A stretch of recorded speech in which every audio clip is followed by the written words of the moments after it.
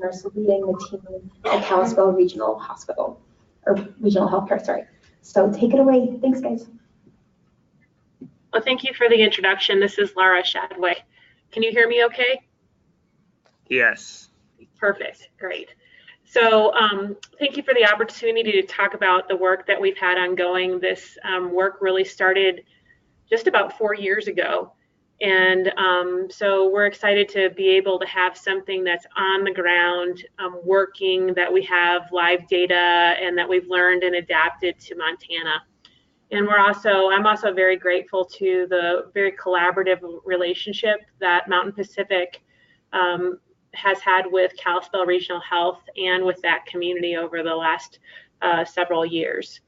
So advance to the next slide, slide 2, please. So I don't have the benefit of the diagram that you have on the board there anchoring things, but I guess that's good because I want to take us to a really high level right now. I'm in the process of responding to a CMS RFI about work on social determinants of health and actually system practices that are working. And so I'm, was able to glean some information where CMS is going at a federal level and what they're interested in and how this applies to the work that we're talking about today.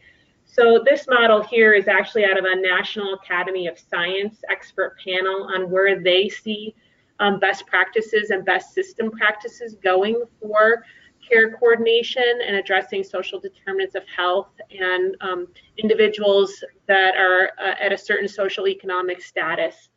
So there has been a lot of discussion about the impact of social economic status on quality measures. So a lot of the programs that we're talking about, CPC Plus, PCMH, even the programs with care coordination that were just referred to, there are questions about how these alternative payment models, how different approaches to payment and services might affect folks of a certain social economic status. There is some data and there's discussion that has prompted CMS and Congress to look at how this work really impacts individuals. And so, what they're looking at is non-Medicare data sets right now and trying to understand social determinants of health and the greater community context of the work. And I think that's important because while we look at just the paradigms and we look at care coordination models, we have to look and see how to address some of the underlying issues which are beyond just the specific medical episodic issues. So they're signaling a direction towards some, movement towards accountable care communities or ACCs, and also working, at several levels like CPC Plus and PCMH and some of the other ACOs, some of the other models that help address population health. And they're looking for more than a siloed intervention. They want to look at risk stratified populations and how to engage these populations at the patient and the provider and the community level. And that's really what this diagram talks about, is how do you bring all the pieces together to do more robust healthcare at a better cost. So they want an intervention that means to address the gaps in care as well as the system issues. And they do not want, I want it to function in a variety of communities. And I think that's something that we can bring to bear and have experience and history that we can share in this this forum. The committee from the National Academy of Science really wanted to have 6 community-informed and patient-centered system practices, and these are the best practices that they found. Something that is committed to health equity, that has data and measurement, comprehensive needs assessment, collaborative partnerships, care continuity, and the ability to engage the patient. So we're going to hit on all those as we kind of bring it forward. So we went really high level, and then we're going to keep bringing it down right to the patient level in this presentation. So next slide, please. So what we've learned so far in this work over the last 4 years has been really, there's been so much focus. Historically, the funding and most of the resources are in the medical realm. And, probably the most important thing that we have learned through this project is how important all three realms are: the medical, the behavioral health, and the social determinants of health. The medical has a lot of funding. The behavioral health, we have shortage issues and, other barriers that we're collectively overcoming. But the social determinants of health is really the emerging best practices and being able to address that. So, one of the first things we learned with this work is we are addressing the most complex patients. These are patients that have multiple inpatient admissions and or ED visits in a 6-month period. Leslie is going to go on, further to talk about some of that. But what we have found and what the communities that we have worked with is that they look at this complex care. This is your high stratified, high risk patients, and they take what they learn and then they build those communication strategies, those processes, and those protocols to apply to a wider population.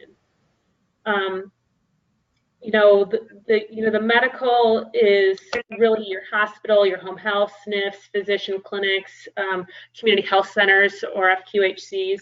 Behavioral health can consist of inpatient psych, community behavioral health centers that we've worked very collaboratively with, and chemical dependency.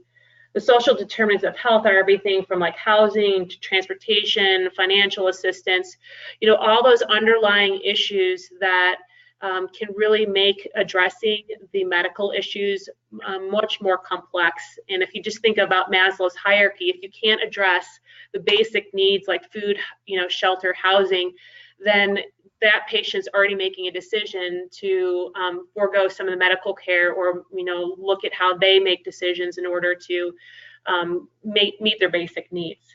So next slide, please.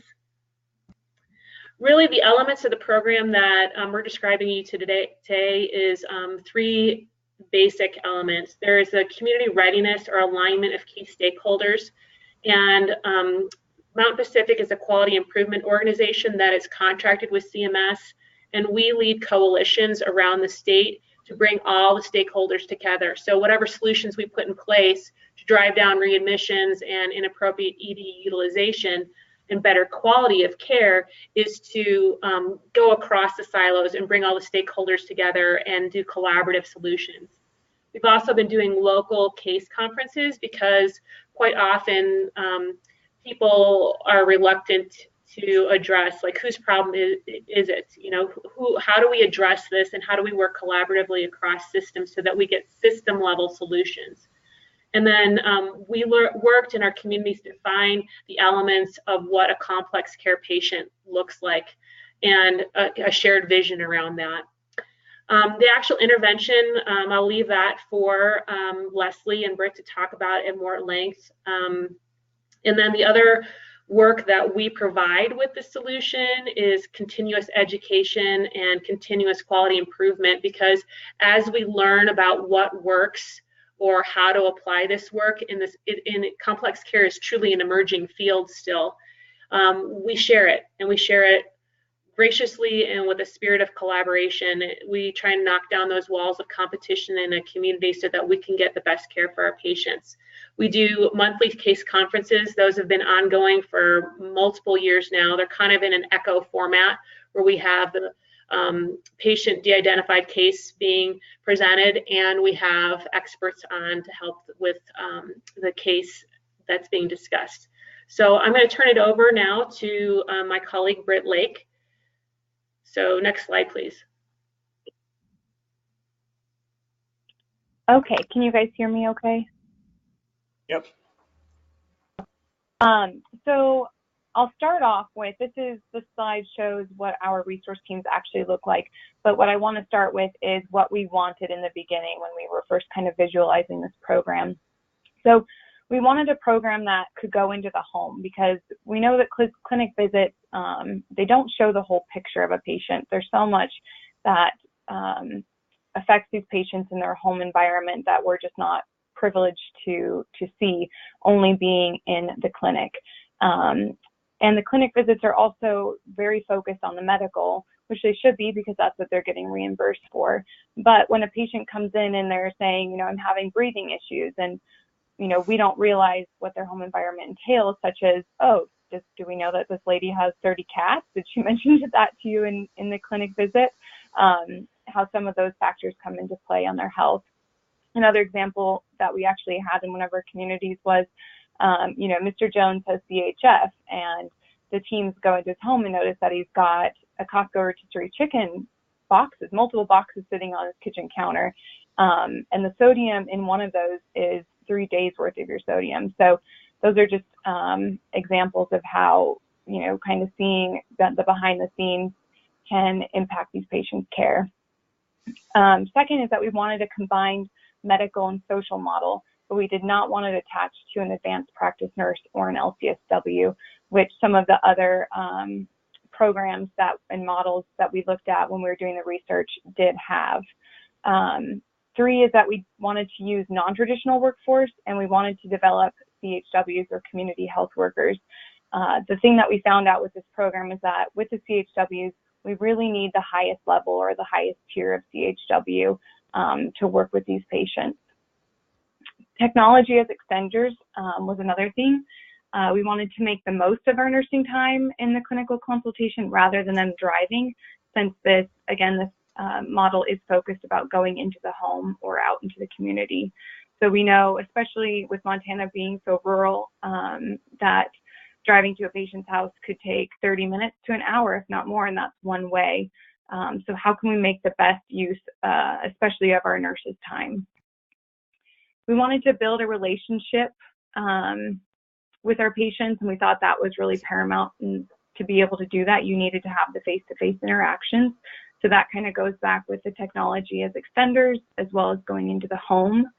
And we wanted the patients to lead their care. We didn't want the providers dictating the plan because, you know, one of the biggest things with motivational interviewing is seeing what drives the patient, what are their goals, because we can ask them to do something until we're blue in the face, but if it's not something that they feel is a goal or is their biggest concern, then it's not going to happen.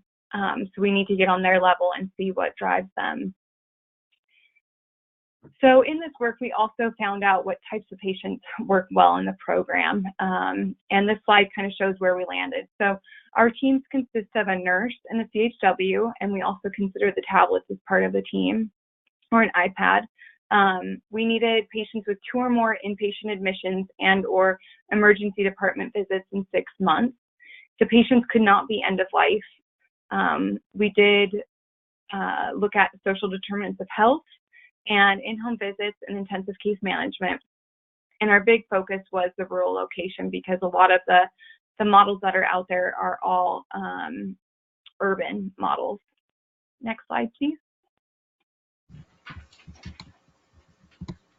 So for the community organizing, a lot of this started with our coalition. So the coalitions, in working with the coalitions, we found that there was a need to go beyond the simple telephonic and clinic interventions, and we needed to do that by addressing community and patient issues because they're intertwined.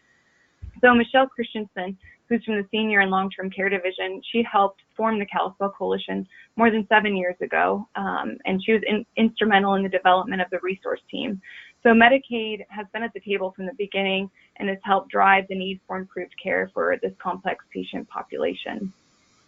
As you can see, the coalitions consist of health systems, the FQHC, community behavioral health, long-term care, transportation, housing, and Medicaid. And in using this model, we were able to customize the patient care that in the end frees up the time for the primary care teams. There's continuous work and communication that happens between the coalition partners, the ReSource team, and the patient. And you can kind of see that the ReSource team is in the middle. Really what we should also have on here is another arrow for the patient going back to the coalition. So the ReSource team is able to identify the gaps in care and the challenges that these patients face, and then they're able to facilitate the development of solutions within the community by working with the coalition. So my previous experience is as a care manager for Providence, and I helped start their chronic care management program there. Through my experience, if I'm able to offload some of my most complex patients to these teams, I am then able to onboard more patients to my care management services. So these teams not only allow for my overall capacity or the overall capacity of the care manager and the care team, but they also increase the capacity of the providers. And I want to emphasize and make clear that these resource teams work in conjunction with the primary care management teams, and they are a supplementation to the overall patient care team. So they're not, this isn't taking these patients away from the primary care providers and their teams. They're a supplementation. They are just another layer of that care, of that kind of patient-centered medical home. Next slide, please. So the larger collaborative model, again, both Laura and I have kind of talked about who is at the table, but I just want to go over again. You've got the patient at the middle, you've got your primary care provider, you've got pharmacy, you've got your nurse, you have behavioral health, your community resources, and then your community health worker. And one thing I wanted to mention was that this particular model was written into the State Innovation Model and Design Final Report. Next slide, please. So this slide shows the overall number of patients that were enrolled in our program.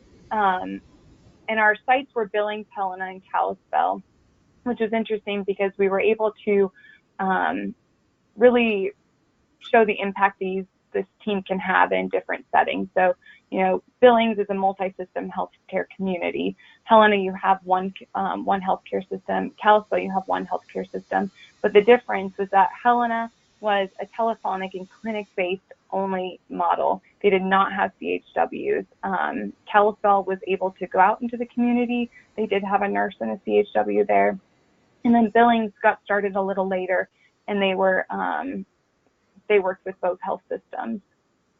So again, going back to the Helena model and going back to focusing on the telephonic models and the clinic-based models, the thing with this team is that they were the primary care management teams within the clinic. They didn't have that supplemental resource team to refer out to. They were that team. They were able to work with more patients. As you can see, they had 172 in total. They had 471 patients that they touched. So they were able to reach the volume, but they did not have the same level of outcomes as Kalispell. And those outcomes will be shown in the next slide. But this just goes to show the impact of working with patients in their home in the community and the need to be able to get out of the clinic. Next slide, please. So in making the business case for this model, we wanted to show that there are cost efficiencies through the RNs working at the top of their licensure. We've got cost efficiencies with CHWs that in not only building capacity in the workforce, but at less than $20 an hour. We've got movement toward population health and alignment with advanced payment models. We saw better patient satisfaction. We had increased PCP clinic efficiencies and information. And in the end, we had decreased utilization of the ER and inpatient readmissions.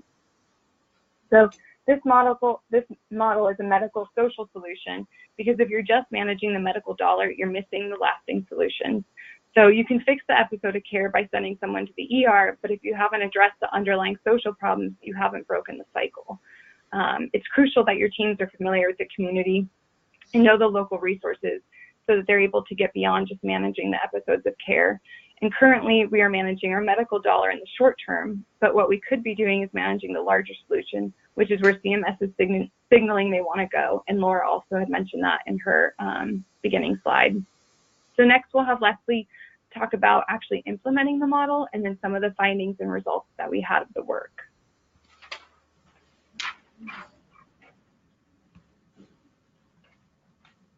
Next slide.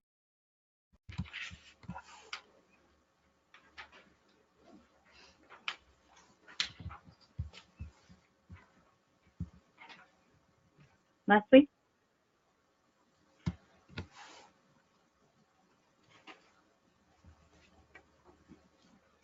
Leslie's unmuted, right? I'm wondering if we're having connection issues. Yeah, she's unmuted and shows she's connected.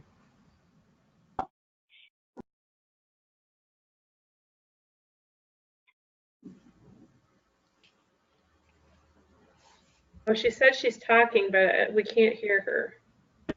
Have her check her microphone. Leslie, if you can hear me, check your microphone on your end. You are good to go on ours.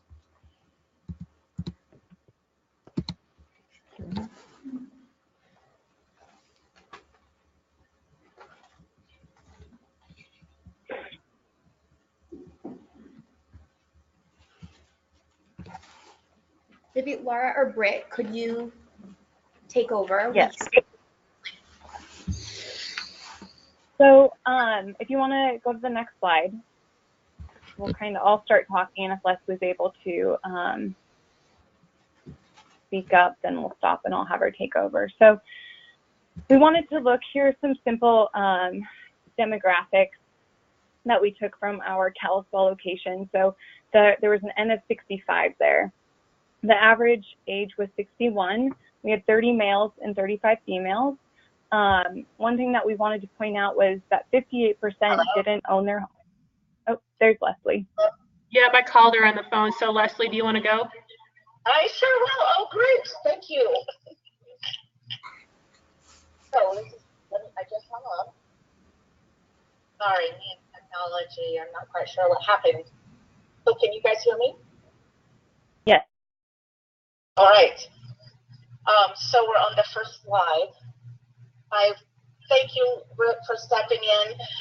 Thank you, Laura, for not succumbing to defeat when you had a sick father living hundreds of miles away in a rural area. But instead, you allowed your experience to create a vision, an opportunity for patients who want to be healthy but don't know how. You and Mount Pacific partnered together, all Indian community health workers, armed us with technology, and you supported us with community and a community coalition, ultimately enhancing care coordination for our patients, allowing them to live changed lives while building relationships across healthcare setting. So this is the slide that Brett was reviewing. Who are our complex care patients or resource patients? Anecdotally, I would have to say they are people who desire health other than health care. At the average age of 60, they are approximately 17 years from average life expectancy. With modern medicine, they're going to be with us for a while, thankfully. The extended aspect of their family has moved away, or worse, is estranged. We found over half do not live in a family home. They can't afford to. Instead, they are living in subsidized apartments if they are lucky, rundown motels on the couches of friends, and I've met some who had no other choice but to live in a car, pets included. But car is another relative term I have learned, like home. 77% might own a car, but only 58% of the resource patients had a license or could afford to have a running car, leaving 42% without a source of transportation to their many provider appointments, let alone the food bank, the Office of Public Assistance, support groups, educational opportunities, or social outings. Patients do want health, not health care. And to achieve health, they're going to need our help addressing disparities and reducing barriers to care. Next slide, please. Are we on slide 12? Yes. Okay, perfect. As Laura and Brett introduced me, my name is Leslie Starling. I am one half of a complex care team in Kalispell, and though I am a licensed registered nurse, my role bears no more importance than that of the other half of that team, a community health worker. From my experience on a national level and from what we have learned in the state of Montana during the ReSource program, all evidence is pointing to tremendous positive health impacts for members of our own community health workers. Non-traditional workforce who have the capacity to work right beside licensed caregivers like myself. It's getting my license in a non-clinical matter. It can't clone me, but a CHW can life-size me into a patient's home, just like we're doing today. But more importantly, community health workers help our patients overcome huge barriers to care, help them work towards the physical and mental health they desire by reducing obstacles and making connections to resources. Big things get in the way of good outcomes, and those big things are low health literacy, social isolation, also known as loneliness, poor socioeconomic circumstances, behavioral and mental health challenges, and lack of transportation and housing. The patient pictured on the left of the slide lived in that car during a Montana winter before she became a ReSource patient. She now lives in subsidized housing, uses primary care before acute care, and just received legal custody of her granddaughter. Next slide, please. So as healthcare costs continue to increase, we're going to continually feel challenged by provider and care team shortages. Systems, payers, and policymakers are looking for practices to improve health outcomes, and so are our patients. The hard reality is the diagnosis and medication challenges in the metrics on this Kalispell chart are the 5% of our patients that are using nearly half of our healthcare dollars, and they're challenged by that every day of their life. I had a patient share with me that one diagnosis is like being in a foreign country that you never have been to, trying to speak a foreign language you've never spoken. So imagine living in the 3 foreign countries of congestive heart failure, diabetes, and COPD, because that is what it's like for our high-cost, high-need patients with no connections to community resources and no relationship with healthcare advocates. Next slide, please. I think we have all been witness to the social complexity that aggravates the medical complexity, the powerful and very stumbling aspects of social determinants of health. 60% of the patients in the ReSource program had problems related to housing and economic circumstance. 21% lacked adequate food. Over 3/4 of our ReSource patients had problems related to unspecified psychosocial circumstance. Next slide, please. So just like different levels of inpatient status, like med-surg, intermediate care, or intensive care, I like to think of this innovational complex care or ReSource team partnership of RNs paired with community health workers armed with technology as intensive care in the outpatient world.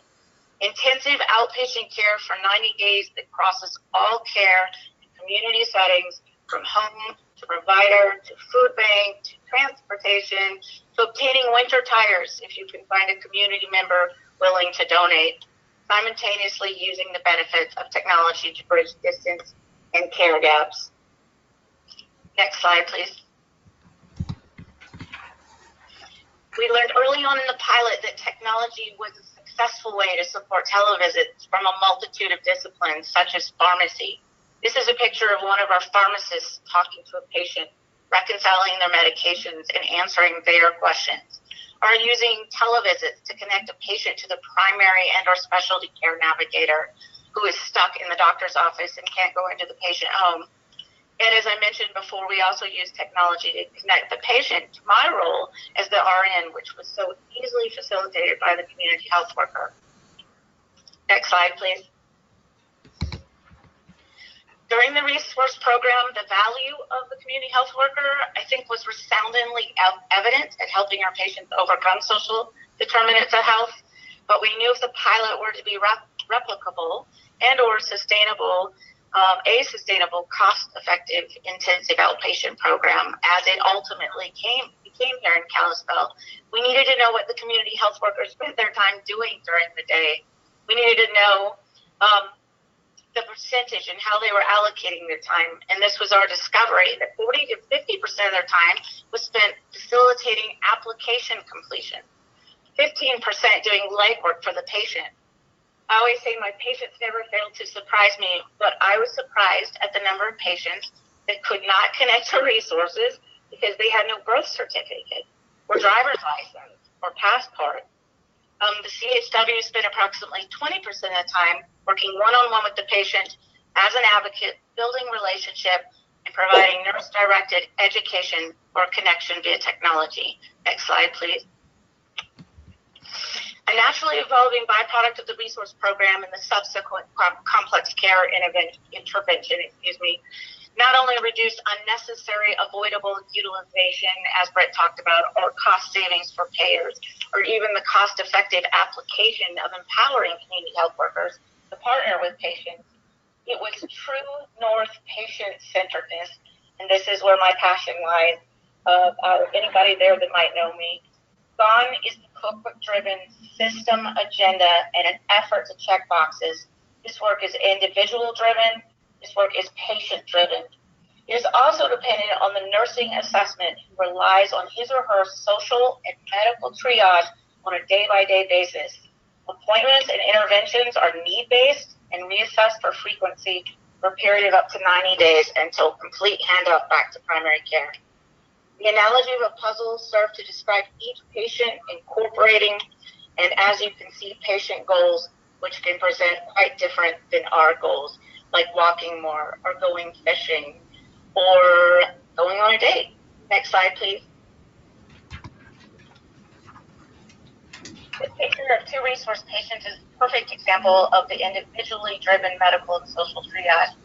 The patient on the left wanted to start hiking as a way to incorporate more physical activity into his plan of care. So the CHW, which is also on the left with him, provided that emotional and logistical support to help him meet his goal, because that was what mattered to him, empowering him to ultimately achieve other plan of care objectives. The patient on the right had several readmissions related to congestive heart failure exacerbations. She had never read labels before or been adherent to low sodium shopping and eating. It took 30 minutes out of my day to meet her at the grocery store. By the end of the intervention, she was able to impressively teach back a new figurative language to me. And next slide, please, which should be slide 20. So what does the full integration of behavioral, medical, and social intervention surrounding a patient look like? What does it look like for a patient who needs dialysis 3 times weekly, suffering from substance abuse and legal problems, supported by a minimal disability income due to a history of Guillain-Barré, sleeping on a friend's bed in a motel with no source of transportation in an estranged family? It looks like this slide. A multidisciplinary intervention of inpatient, outpatient, social, and community, and in this case, 75 different collaborative conversations and partnerships on the behalf of this patient to learn self-support over a period of 90 days. Next slide, please. Another encouraging byproduct of this intervention is the interest it is receiving on a national level. I've included on this slide a few comments from the Visiting Conference presentation that Laura and I partnered on in October of this year. I especially love the comment that Michael posted on LinkedIn in thanking us for a, quote, elegant and ingenious solution driving coordination of care deep into the heart of the community. And I say I would have to concur. Next slide. So in summary, we currently have data on more than 550 patients, data that transcends across the entire state in 3 very different looking communities, Kalispell, Helena, and Billings. Work that is supported by community-wide coalitions, a program that incorporates patient-led goals, technology supports as a cost-effective model, changing lives and bridging gaps in care, utilizing the value and cost-effectiveness of relationship-building community health workers. Next slide, please.